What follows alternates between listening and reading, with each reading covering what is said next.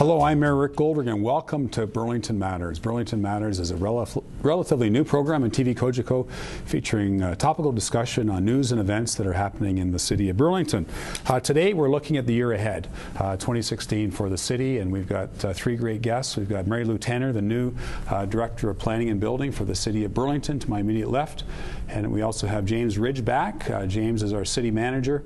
And Michelle Dwyer is back on the show. Michelle Dwyer is the, I got to get this right, Michelle, Coordinator of Strategic Initiatives at the City of Burlington. So thank you all for joining us today on Burlington Matters. So certainly 2015 has been busy, and a big part of the work that's been done is with regard to the strategic plan. And I must say I'm thrilled of the work that's been done, the contributions from council, the contributions from the community, the contributions from staff.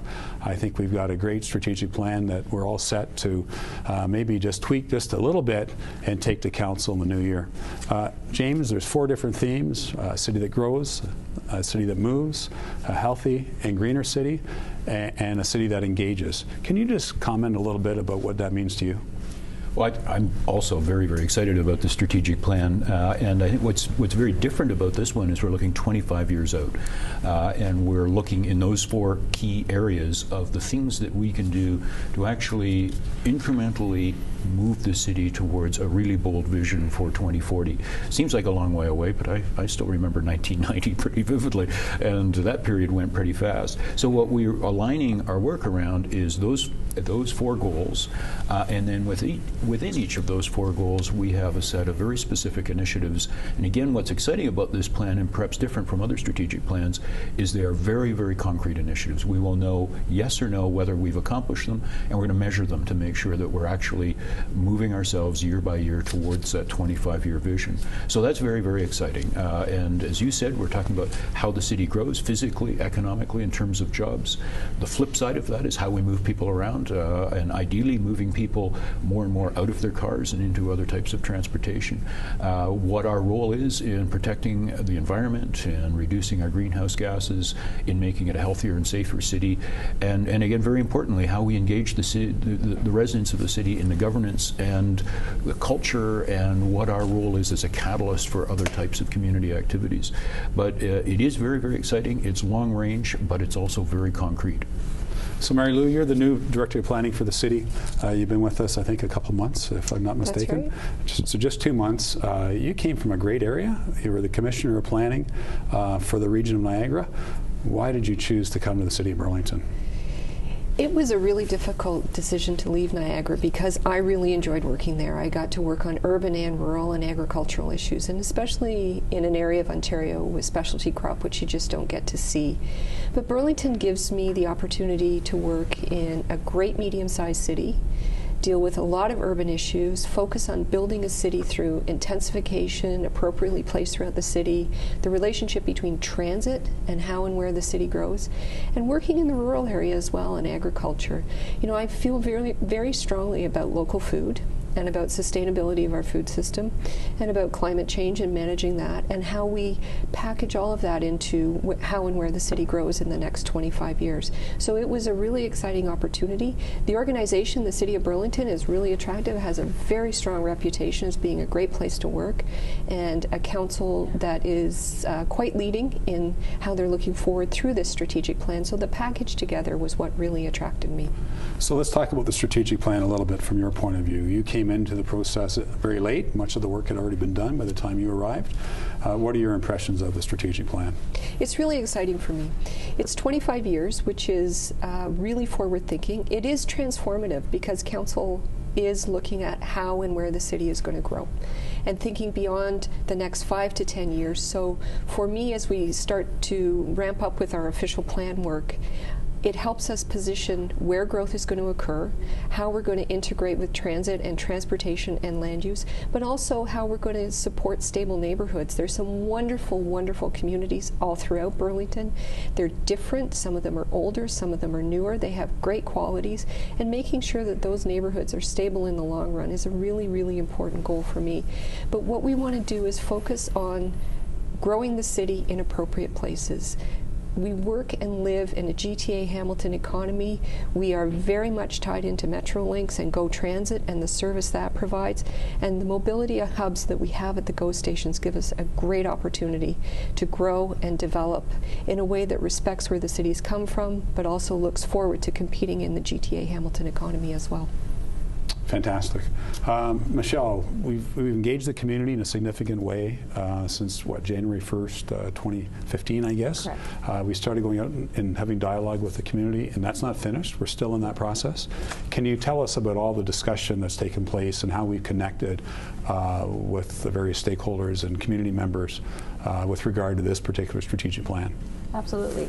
We tried to make sure that we engaged with people in a way that made sense for them. So we actually had a variety of engagement opportunities. So we started with a statistically valid telephone survey, and we reached over 750 residents. We also have had online surveys, again, because we know that people are certainly very active on the internet and like the online platforms. We also went to where people were. So we were at a number of events throughout the summer. And we did things like Dotmocracies, and we had those conversations. We had people do surveys at our special events. We also did something called group workbooks, and really what that was a facilitated conversation, so people could, be with their coffee group or their book club or whatnot, their church group, and they could go through an exercise and have a conversation at a time and place that was convenient for them. So that we had great uptake with that. We've also had lots of presentations by key stakeholders in the community. We've had workshops with key opinion leaders, and we're continuing to have that dialogue throughout the process, and certainly there are lots of opportunities in January as we're in the final stages of our draft strategic plan. Excellent. So with regard to a city that grows, and James, you talked about the economy, you talked about residential growth as well. Can we drill down a little bit about what's actually in the strategic plan with regard to growing the different areas of the city that we plan to grow? I mean, we've talked about it broadly so far, but can we get a little specific? I'll build a bit on what Mary Lou said. The strategic plan begins to identify, and this is something that many councils don't do in their strategic planning, begins to identify those specific areas in some level of granularity where the city can physically grow. The hubs around GO stations are fairly obvious spots where you can build new, potentially higher density housing along the Plains Fairview corridor, and of course in our downtown core.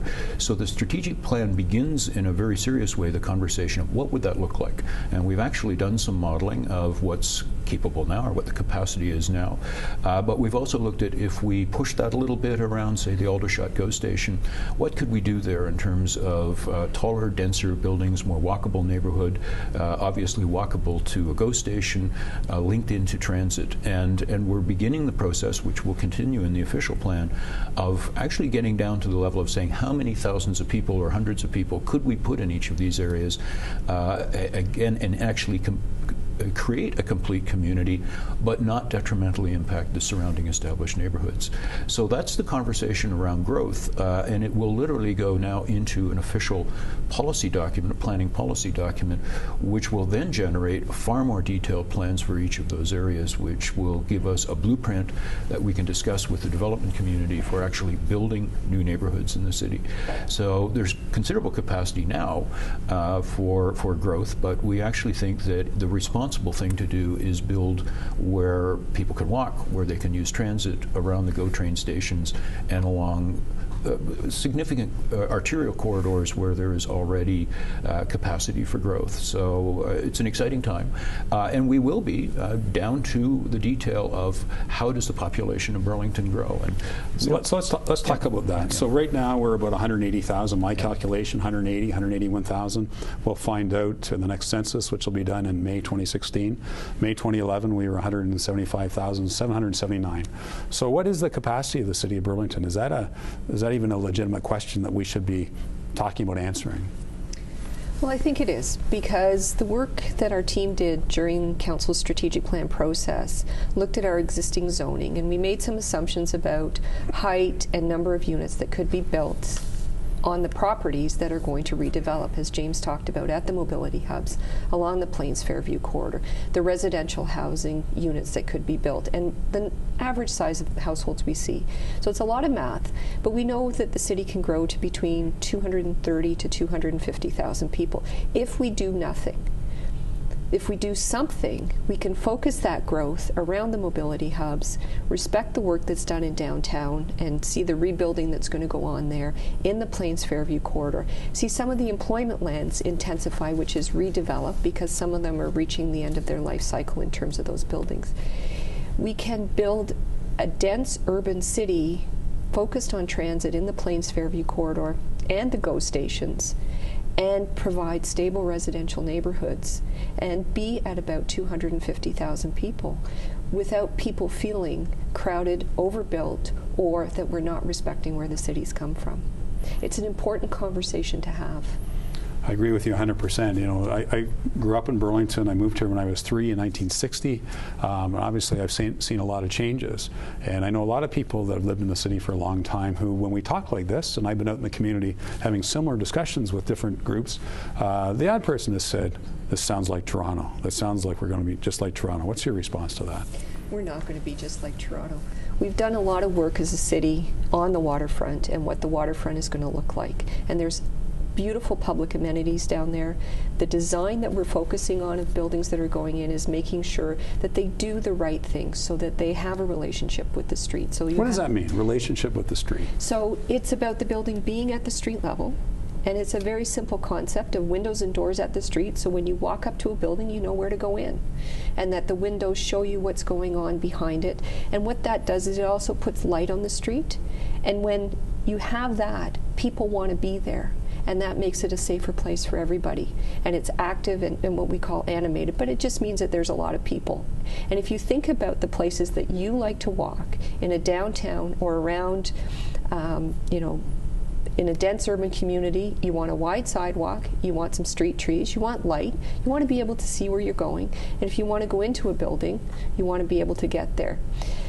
You want to have a place to sit, grab a coffee, maybe there's a patio restaurant.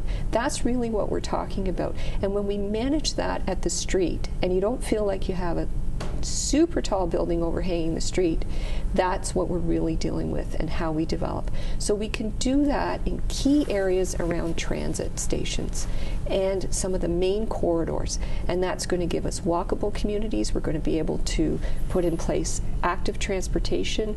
We hope to be able to get something like Sobe or Bixie bikes into the city, because we'll have the population to support that in those corridors and on the waterfront, and provide really good street connections for people.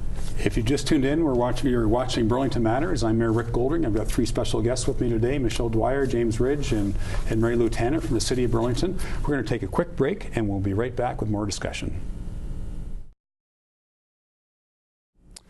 Welcome back to Burlington Matters. I'm Mayor Rick Goldring. We're talking about the strategic plan. We're talking about the corporate priorities of the City of Burlington for 2016. And we've been talking about the strategic plan. So the strategic plan is that long-term vision of the city for 25 years with associated work plans. But there's other documents that fall out of the strategic plan, and one is the official plan. And there's lots of people in the city that think they know what official plan is. Can you elaborate, Mary Lou, on what in fact an official plan is for our municipality? It really is the blueprint for how and where the city's going to grow. And we typically look at a 20-year time frame, but the responsible thing to do is look beyond 20 years, because you want to think about where and how the city's going to grow, break it down into 5- and 10-year increments, but also think beyond. So the things we typically look at in an official plan are, where is growth going to happen? What's the population going to be in 5, 10, 15, 20 years? Where are our boundaries? What's the limit of where we're going to have what we consider urban growth, which is what we typically see in communities like Alton and Aldershot? And where's the rural area? And how are we going to protect that rural area? It's about transit and transportation. It's about how we make sure that we have a street system that works, how we make sure we have schools and parks and housing, and how we protect where people are going to work in the long run, and investment for jobs in the community.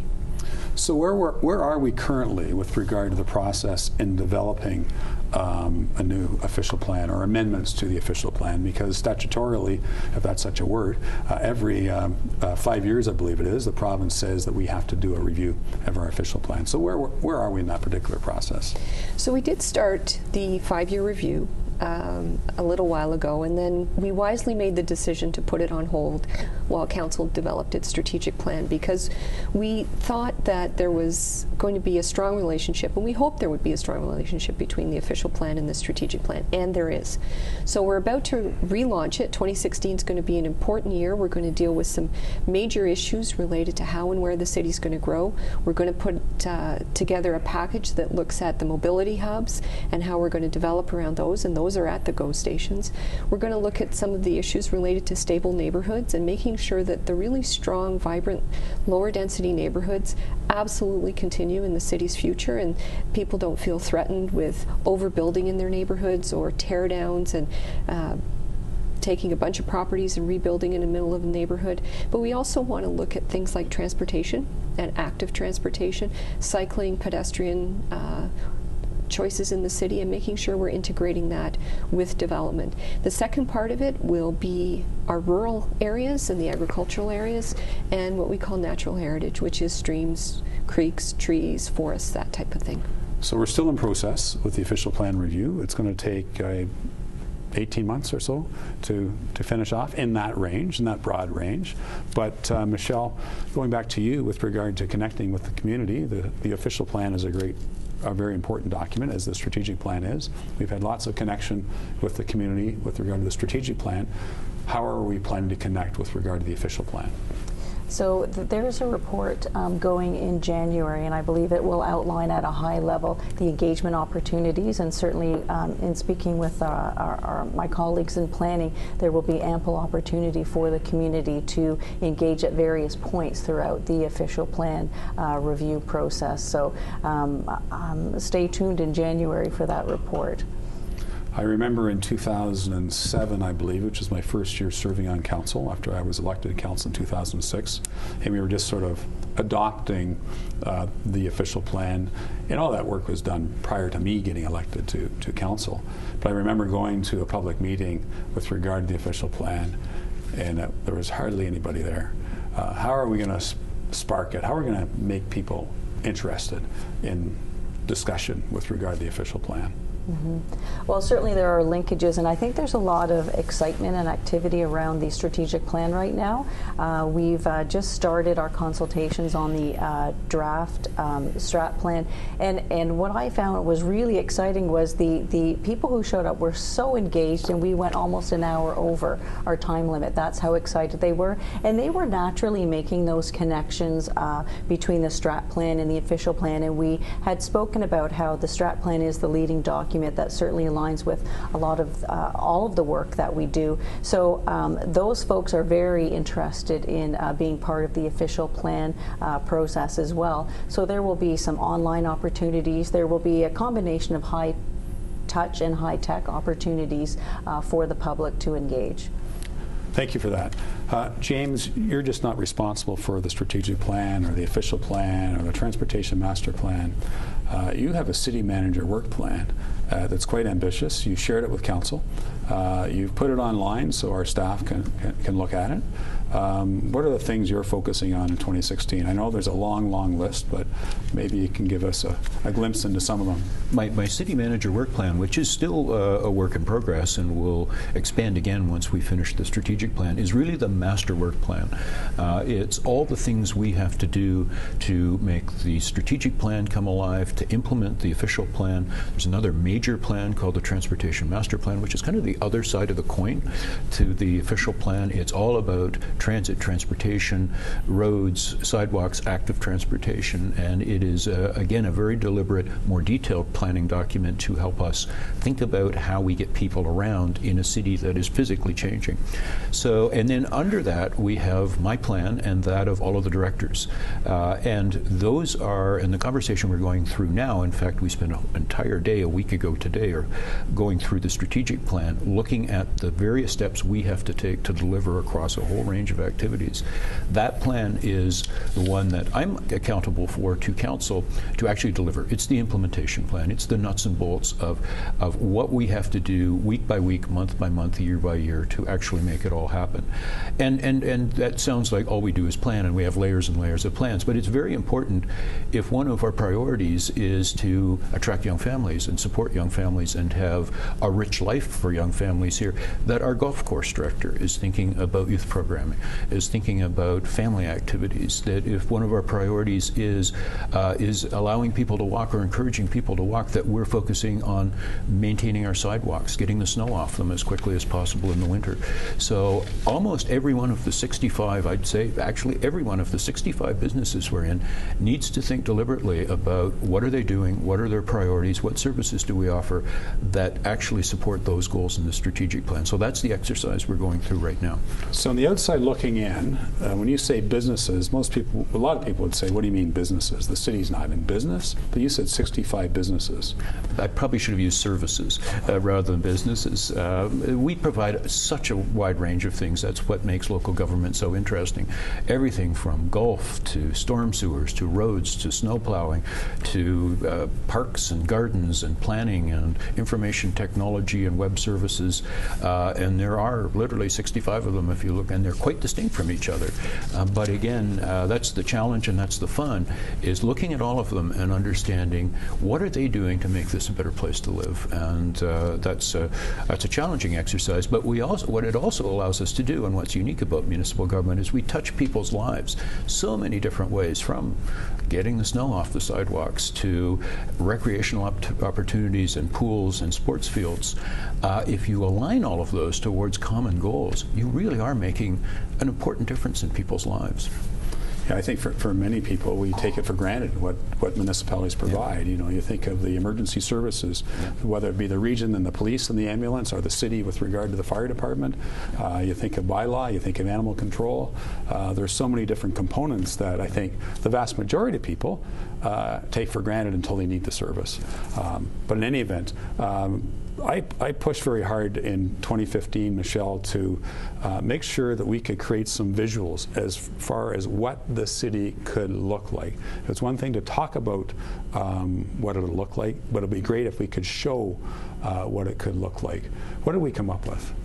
Well, I actually have some copies here. I'm not sure that they'll translate well when we to show them, but as they say, a picture is worth 1,000 words. And so it was a great idea to be able to create some visualizations to show people what it could look like, to show our staff and council and residents. And you know, really there was an awful lot of excitement. I'll just hold this one up here about the Aldershot Mobility Hub as an example. But it just shows such... just hold up a little bit longer. Sure. Maybe we can focus okay. On it a little bit. So it shows so much vibrancy and activity, and as Mary Lou said, an animated streetscape, you know, with complete neighborhoods. And we had a number of renderings where we talked about mobility hubs in and around aging plazas. We've talked about employment lands, the downtown. So it's just really very exciting to be able to actually see that, what it could be. So we had renderings that would show our as of right permissions right now, and if we bump that out a little bit further, what could that look like? And to be honest with you, the feedback that we've had from the public was really supportive, and people are really excited about the possibilities. I know one of the things that Councillor Rick Craven and I hear about is the absence of a grocery store in the west end of Aldershot, and how if the development that's illustrated in what you were just showing there, if much of that is able to take place, that will satisfy the issue of a grocery store, because it'll create the market with more people in the community.